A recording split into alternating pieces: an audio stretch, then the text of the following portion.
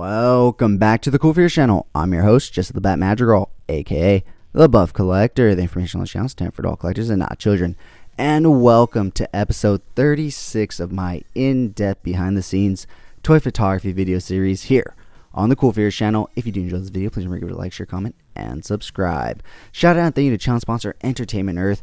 Check out my Entertainment Earth affiliate link down in the description below to check out some cool figures, get some free shipping, and of course, help support the channel. Once again, guys, welcome to episode 36 of my in-depth behind-the-scenes toy photography video series. In this video series, I will go in-depth for a shot that I did for my Epic Shots by Cool Figures page. That's where I post my more thought-out, planned out, more edited pics.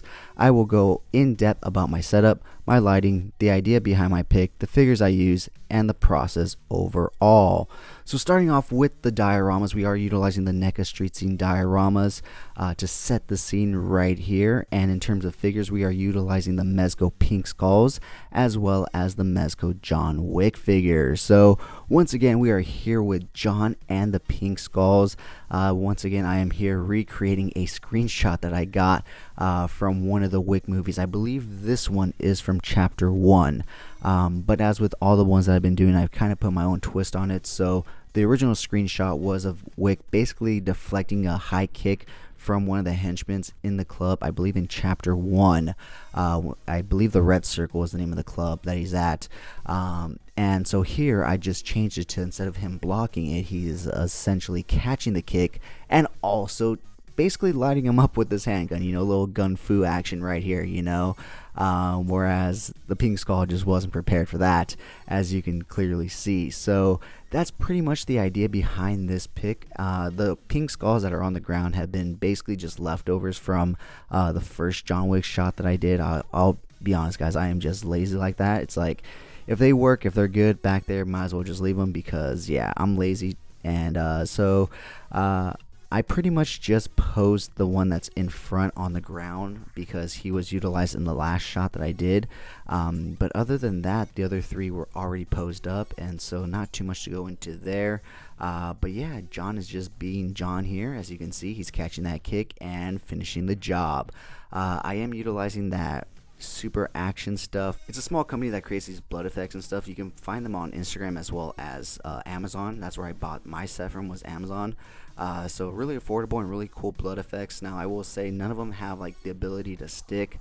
In order to do that, you have to use blue tack or some kind of double-sided tape, and that's basically what I'm utilizing to get that blood effect to stick to the Pink Skull. Is a double-sided tape called alien tape.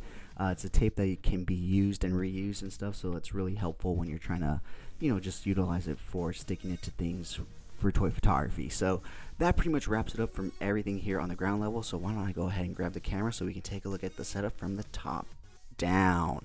Alright guys, so here we are taking a look at the setup from the top down. We do have two key lights at full brightness right here in order to really light the scene. But as always, we do have our cool blue light right here at about quarter brightness in order to contrast with that warm orange light right back there. Adding that orange warm light in the background really adds some life and atmosphere to the pics, and really adds, you know, some depth to that alleyway back there created between these two buildings right here. I am utilizing a small cube light right here in order to really light John and the Pink Skull from you know, their level right here, and not so much just from up here, because when you just utilize lights that just light from the top down, it seems to cast a lot of shadows on the faces and everything. So that's why I have this cube light right here to kind of even out the shadows on the faces, especially on the key figure that I'm trying to focus on, you know, this one being John, obviously. So yeah, that's why I have that cube light right there. And back here, there's another cube light at full brightness in order to capture that atmosphere aerosol. So yeah, guys, as you can see, there's no stands. Everything's pretty much balanced out. Honestly, these guys are pretty much just leaning into each other at this point. And early on, I got them to stand, and then you'll see in the time lapse when we take a look at it later, they do take a topple, but I was able to get them back up and standing. And as you can see, no stands whatsoever. I'll even go back here so you guys can see, no stands whatsoever, just basically balancing and stuff. So it takes some messing around with, but I got them to stay. So that wraps it up for this week's episode, guys. If you happen to have any questions about toy photography, please leave them down in the comments below, and I will answer them to the best of my ability. If you've made it this far in the video, type down in the comments below pink skulls. That way I know you made it this far and you're enjoying the content. With that being said, let's go ahead and take a look at the time lapse of me setting up this image, some behind the scenes shots, and of course the final image and the final edit. Once again, shout out to channel sponsor Entertainment Earth. Check out my Entertainment Earth affiliate link down in the description below to check out some cool figures, get some free shipping, and help support the channel. With that being said, guys, if you did enjoy this video, please remember to give it a like, share, comment, and subscribe. And as always, have a great fucking day.